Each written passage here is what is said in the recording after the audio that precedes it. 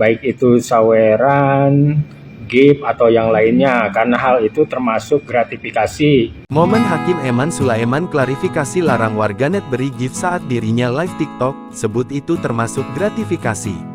Baru-baru ini Hakim Eman Sulaiman baru saja memberikan klarifikasi lewat akun media sosialnya.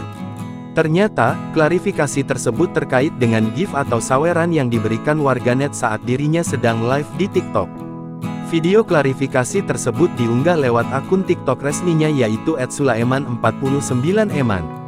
Dalam video tersebut, terlihat Hakim Tunggal Sidang Pra-Peradilan Pegi Setiawan itu tengah mengenakan kemeja garis-garis berwarna hitam. Tanpa berlama-lama, ia menghimbau warganet saat dirinya sedang live di akun TikToknya untuk tidak memberikan gift atau saweran. Assalamualaikum warahmatullahi wabarakatuh. Kepada seluruh masyarakat Indonesia yang saya hormati dan saya banggakan, apabila saya lagi live ya di TikTok di akun Sulaiman49eman, saya harap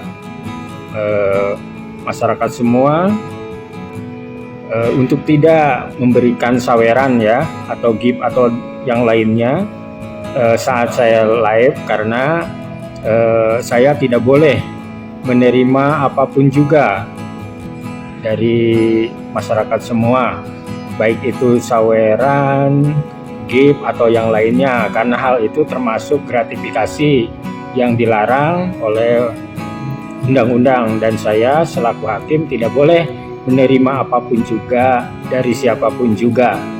Terima kasih atas perhatiannya. Dijelaskannya, gift atau saweran tersebut merupakan gratifikasi, yang dimana dirinya sebagai seorang hakim, dilarang oleh undang-undang untuk menerima hal tersebut. Hakim Eman pun kembali memohon agar hal-hal tersebut tidak terulang lagi saat ia tengah live. Agar diperhatikan, jangan sampai ketika saya live ada hal-hal seperti itu. Mohon dengan sangat untuk tidak dilakukan lagi. Terima kasih. Wassalamualaikum warahmatullahi wabarakatuh.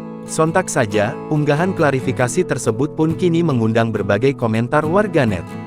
Tak sedikit warganet yang kagum dan memberikan apresiasi kepada Hakim Eman Sulaiman. Download Tribun X sekarang, menghadirkan lokal menjadi Indonesia.